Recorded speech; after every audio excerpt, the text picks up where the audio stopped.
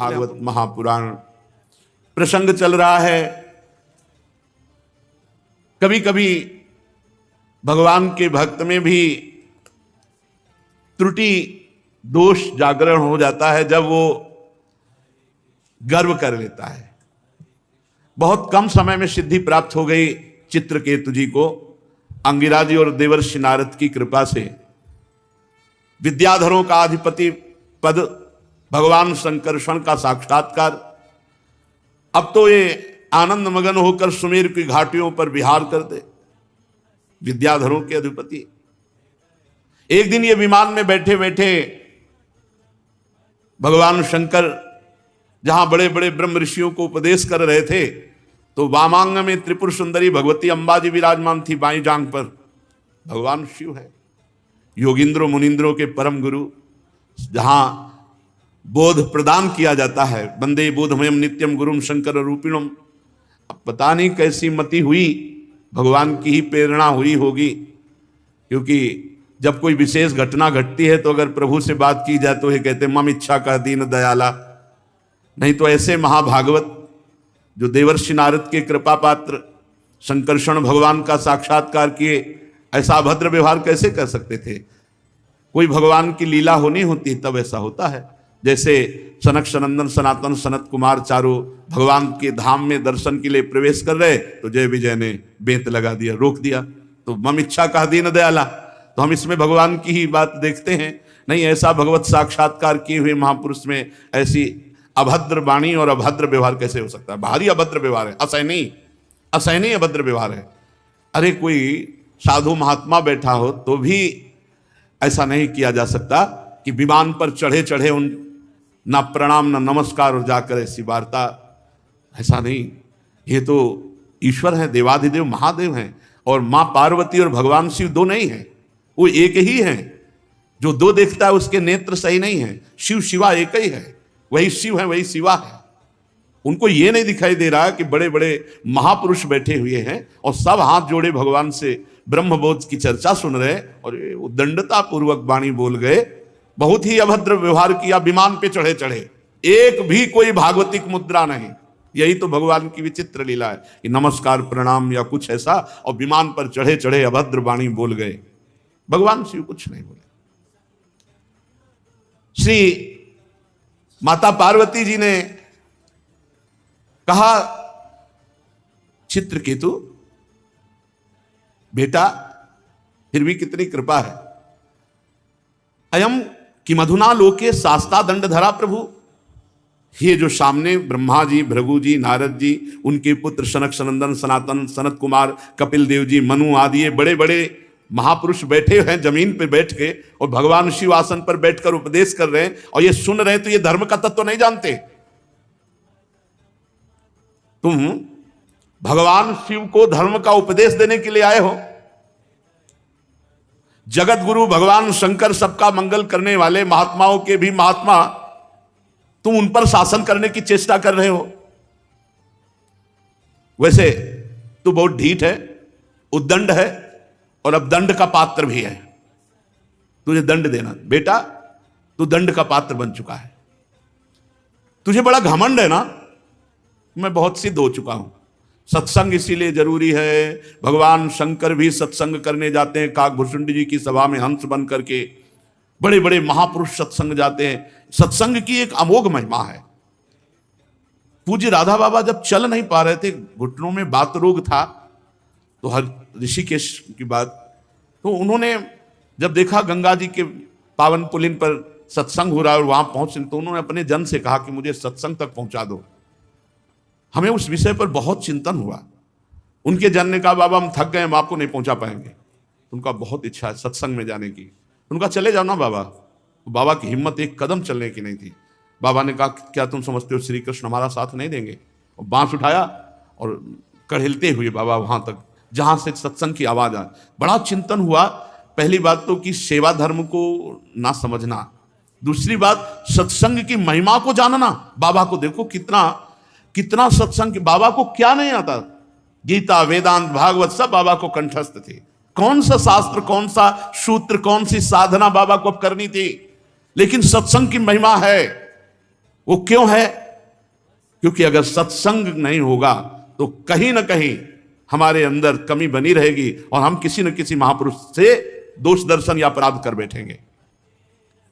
इसलिए बड़े बड़े महापुरुष सत्संग करते हैं। सत्संग जहां तो वो हमारे अहंकार का नाश करता है। सत्संग में रोज दर्पण हमारे सामने रखा जाता है, हम क्या हैं। माता पार्वती जी ने कहा, तुझे बड़प्पन का बड़ा घमंड हो गया है मूर्ख, तू भगवान श्रीहरि के पावन चरणों के समीप रहने लायक नहीं। जिनकी बड़े बड़े सत्पुरुष उपासना करते हैं उन भगवान शंकर के सामने ऐसा बोल रहा है। चित्रकेतो दुर्मते, तू पाप में असुर योनि को प्राप्त हो जा। बेटा फिर तू कभी ऐसा महापुरुषों का अपराध नहीं करेगा। माता जी ने साफ दे दिया, जा असुर योनि को प्राप्त हो जा। अब चित्रकेतु जी को होश आया कि हमसे गलती हो गई। निरंतर नाम जप, भगवत प्रेमी महात्माओं का सत्संग कभी माया नहीं फंसा सकती। साधन को हरिभजन है, कै सत्संग सहाय। इसीलिए बड़े बड़े सिद्ध महापुरुषों ने मांगा, अविरल भगति बिरति सत्संगा, चरण सरोरुह प्रीति अभंगा। अखंड स्मृति, अविरल भक्ति का स्वरूप है अखंड स्मृति। संसार से वैराग्य और भगवत प्रेमी महात्माओं का सत्संग, ये मुझे प्राप्त। बार बार जितने भी बड़े बड़े महापुरुष हैं सब ने भगवान से सत्संग की मांग की है। बार बर मांगहूं हर्ष देव श्रीरंग, पद सरोज अनपायनी भगत सदा सत्संग। सदा सत्संग बड़े बड़े महापुरुषों ने मांग की। जब माता पार्वती ने शाप दे दिया तो चित्रकेतु विमान से उतर पड़े। पहले उतर पड़ते महाराज, और हाथ जोड़ करके माथे पर ऐसे रखकर कहा, साफ स्वीकार है, क्योंकि अपराध बन गया, क्रिया का फल है। जो आपके श्रीमुख से निकला वो मेरे कर्म का फल है, मेरे द्वारा कर्म बना उसका फल है। जो देवता या ऋषि मुनि शाप देते हैं वो कर्म का फल है, सूचना है। हमने जो कर्म किया उसका हमें फल मिला। माता जी अब देखो तुरंत बुद्धि शुद्ध हो गई, भगवान के भक्त है ना। जीव अज्ञान से मोहित हो रहा है, इसी कारण संसार चक्र में भटकता रहता है। सदा सर्वदा कभी दुख, कभी सुख, कभी विपत्ति, कभी संपत्ति, कभी हर्ष, कभी सुख, इन्हीं द्वंद्वों में पिसता रहता है। माता जी, सुख और दुख को देने वाला कोई दूसरा नहीं है, अपना किया हुआ कर्म है। पक्की बात है। सुख और दुख को देने वाला कोई दूसरा नहीं, अपना कर्म है, उसके ऊपर सवार होकर हमको दंड देता है। जो अज्ञानी है वो अपने को अथवा दूसरे को सुख दुख का कर्ता मानता है। ये जगत सतोगुण रजोगुण तमोगुण स्वाभाविक प्रवाह इन्हीं का चलता रहता है। माता जी, इसमें साप, अनुग्रह, स्वर्ग, नर्क, सुख दुख सब मायाकृत ही तो है।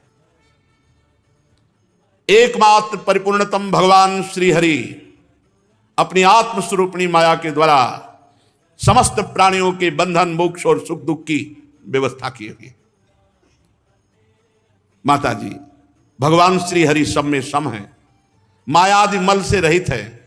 हमारे प्रभु का न कोई प्रिय है, न कोई अप्रिय, न कोई अपना है, न कोई पराया। फिर प्रभु में राग जन्य, क्रोध आदि तो हो ही कैसे सकते हैं। बड़ी कृपा की, आपने शाप दे दिया, हमारे कर्म का फल हो गया।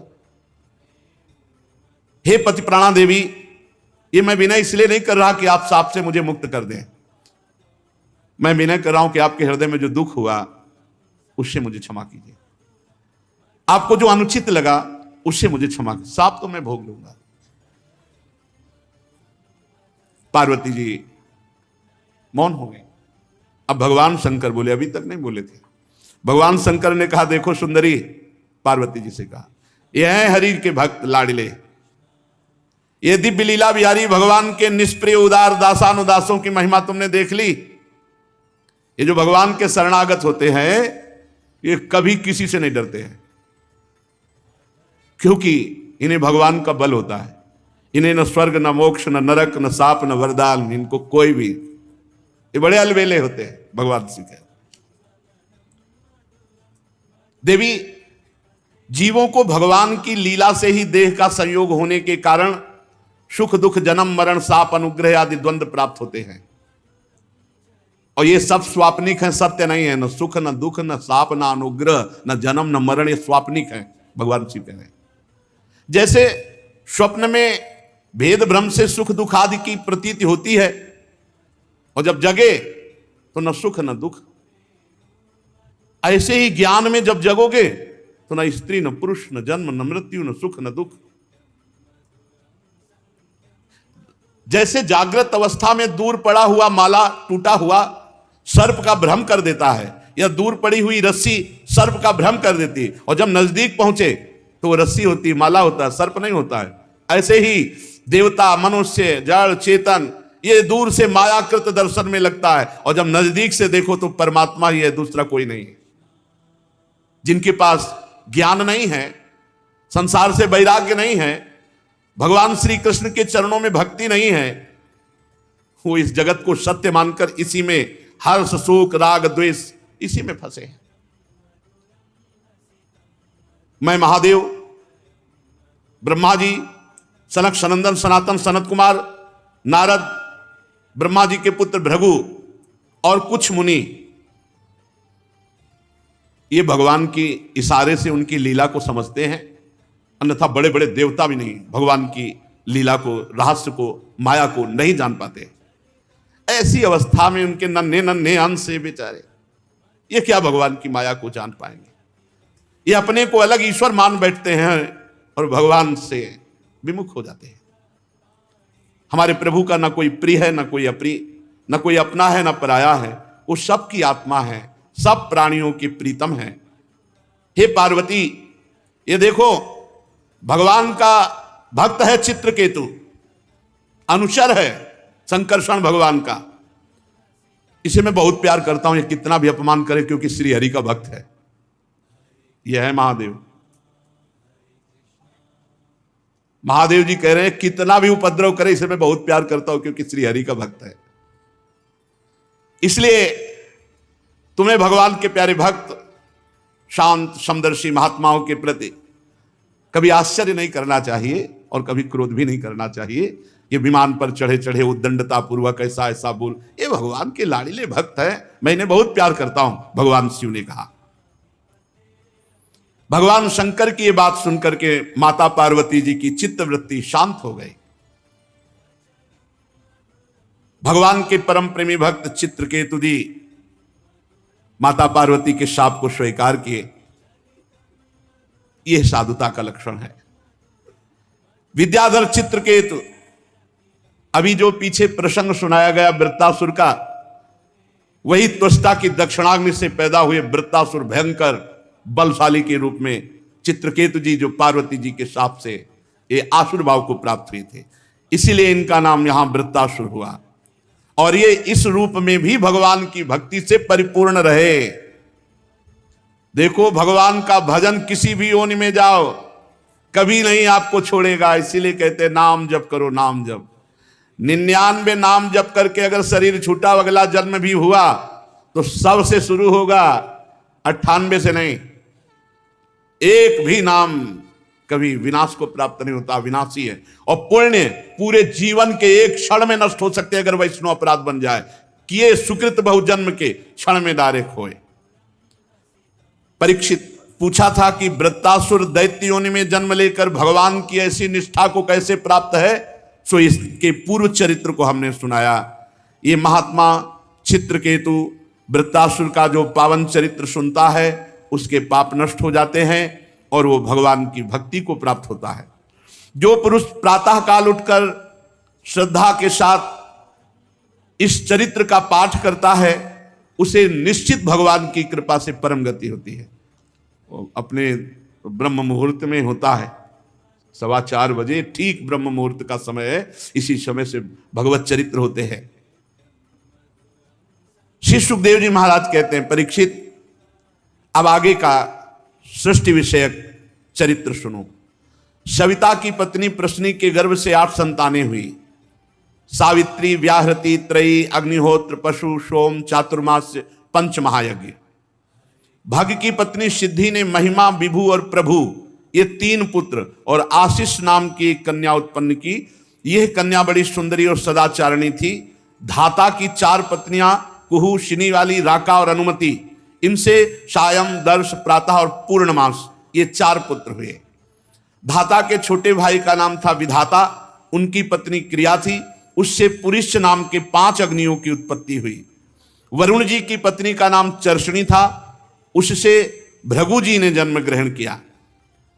इसके पहले वे ब्रह्मा जी के पुत्र थे, फिर वरुण जी की पत्नी चर्षणी से भृगु जी ने जन्म लिया। महायोगी वाल्मीकि जी वरुण जी के पुत्र थे। वाल्मीकि से पैदा होने के कारण उनका नाम वाल्मीकि पड़ा। उर्वशी को देखकर मित्र और वरुण दोनों का जो वीर स्खलित हो गया, उसे घड़े में रख दिया गया। उस घड़े से जो बालक पैदा हुआ वो महर्षि अगस्त्य जी, कुंभज ऋषि इसीलिए कहते हैं।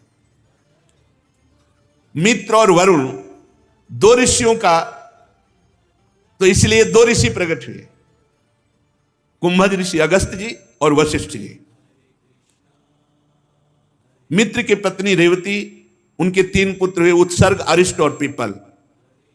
देवराज इंद्र की पत्नी पुलोम नंदिनी सची, उनसे 3 पुत्र उत्पन्न हुए, जयंत, ऋषभ और मीढवान।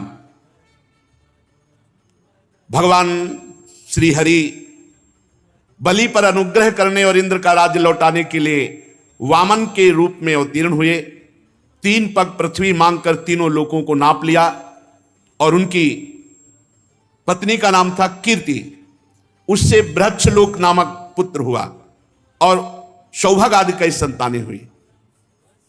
कश्यप नंदन भगवान वामन ने माता आदित्य के गर्भ से क्यों जन्म लिया और इस अवतार में कौन कौन से गुण, लीलाएं, पराक्रम प्रकट किया, ये आगे 8वें स्कंद में वर्णन करूंगा। प्रिय परीक्षित, अब मैं कश्यप जी की दूसरी पत्नी दिति से उत्पन्न होने वाली संतान परंपरा का वर्णन करता हूं। भगवान के प्यारे महाभागवत श्री प्रहलाद जी का जन्म और बलि जी का जन्म इसी परंपरा में हुआ। दिति के दैत्य और दानवों के बंदनी 2 ही पुत्र हुए, हिरण्यकश्यप और हिरणाक्ष। हिरणाक्ष की कथा पीछे सुन चुके हैं, जिसे वाराह भगवान ने प्रकट होकर के परमधाम प्रदान किया। हिरण्यकश्यप की पत्नी दानवी कयाधु थी, जो प्रहलाद जी की माता का सौभाग्य प्राप्त किया। उनके कयाधु जी के पिता का नाम था जंभ। यह हिरण्यकश्यप से कयाधु जी का विवाह किया। समय व्यतीत होने पर हिरण्यकश्यप के 4 पुत्र हुए, संलाद, अनुल्लाद, हलाद और प्रहलाद। और सिंहिका नाम की एक बहन भी थी, उसका विवाह विप्रचित्ति नामक दानव से हुआ, उससे राहु नामक पुत्र की उत्पत्ति हुई। ये वही राहु है जिसका सिर अमृत पान कर लेने पर मोहिनी भगवान ने सुदर्शन चक्र से काट लिया था। संलाद की पत्नी थी कृति, उससे पंचजन नामक पुत्र हुए। लाद की पत्नी थी धमिन, उसके 2 पुत्र हुए, वातापि और इलवल। ये बहुत ही दुख फैलाए हुए थे पूरे वन में। वातापि और इलवल ये प्रहलाद जी के भाई हलाद की पत्नी धमन के पुत्र थे और ये बड़े मायावी थे। ये साधारण वेश में जाते और जितने 100, 200, 500 ऋषि मिलते सबको निमंत्रण कराते, महाराज आज हमारे यहाँ प्रसाद। कहाँ? बस उस वृक्ष के नीचे आज सब संतों को पवाएंगे। तो ऋषि मुनियों के सामने ऐसी श्रद्धा प्रकट करते, सब ऋषि मुनि जाते तो वातापि को पका करके अपने भाई को, मायावी थे, और भोजन में मिला देते। मान लो 500 ऋषियों के भोजन में एक वातापि का, एक शरीर का तो किसी को पता नहीं चलता। और जब सब ऋषि खा पी के निकलते, तहां पुकारता वातापि, तो सबके फटाक फटाक फटाक पे हट जाते और वातापि इकट्ठा होकर, हाँ भाई 500 ऋषि को मार दिया एक बार में। अब पूरे वन में ऋषियों का अभाव होता चला गया। जो ऋषि बचे वो भाग करके अगस्त्य जी के पास गए। अगस्त्य जी से कहा, महाराज सब ऋषि परंपरा ही नष्ट हो जाएगी। वो अपने भाई वातापी को भेष बदल बदल के आता है, निमंत्रण देता है, पवा देता है, बाद में कहता है वातापी, तो सबके पेट फाड़ करके वो निकल आता है। अगस्त्य जी ने कहा ठीक है, आज के बाद वातापी जो है निकलेगा नहीं। अगस्त्य जी महाराज जहां ध्यान से देखा कि आज उस जगह शिविर लगा है, वहीं नजदीक है, बैठ गए। बोले महाराज निमंत्रण आपका? बोले हाँ। और ऋषियों को निमंत्रण किया तो कहा और ऋषियों को बाद में पवाना, देखो हम बहुत ज्यादा पाते हैं, पहले हमारा पेट भर दो। तो सब ऋषियों को बता दिया था कि कोई पाना नहीं। अब पूरा वातापी को रांध के पवाया, अगस्त्य जी पूरा पा गए। और पाने के बाद वो आचमन किया। अब उसने बुलाया वातापी, तो अगस्त्य जी ने जरा से उठाया और वायु मारी, बोले पच गया तेरा वातापी। तो साधारण अगस्त्य जी साक्षात बड़वाना लगली, समझो पूरे समुद्र को पी गए महाराज। वो अगस्त्य जी है, ये वातापी क्या है, पूरा वातापी को खा गए। अब इलवल ने पूरा पुकारा, जैसे उसका अभ्यास था, भैया वातापी। अगस्त्य जी ने उठाया, अपान वायु मारी, भर से बोले गया वातापी, पच गया तेरा। तो इलवल ने महर्षि अगस्त्य के आतिथ्य समय वातापी को पकार कर उन्हें खिला दिया, पच गए। प्रहलाद जी के दूसरे भाई अनुल्लाद की पत्नी सूर्म्या थी, उसके दो पुत्र हुए बाष्कल और महिषासुर, जिस महिषासुर को भगवती दुर्गा जी ने मारा। और प्रहलाद जी के पुत्र हुए विरोचन, इन्हीं विरोचन के पुत्र हुए महाराज त्रिभुवन में प्रसिद्ध, जिनकी यश कीर्ति बलि जी महाराज, जो भगवान वामन को त्रिलोकी का दान किया। बलि की पत्नी का नाम असना था, उससे बाणासुर 100 पुत्र हुए, बड़े वाले बाणासुर। दैत्यराज बलि की महिमा का गान करने की किसकी सामर्थ्य है, क्योंकि भगवान को अधीन कर लिया। आज भी भगवान द्वारपाल बने हुए महाराज बलि के द्वार पर है। बलि का पुत्र बाणासुर भगवान शंकर की आराधना करके उनके गणों का मुखिया बन गया था। वो आज भगवान शंकर को इतना प्रसन्न कर लिया कि आज भी बाणासुर के नगर की रक्षा का भार भगवान शंकर अपने ऊपर लिए हुए हैं।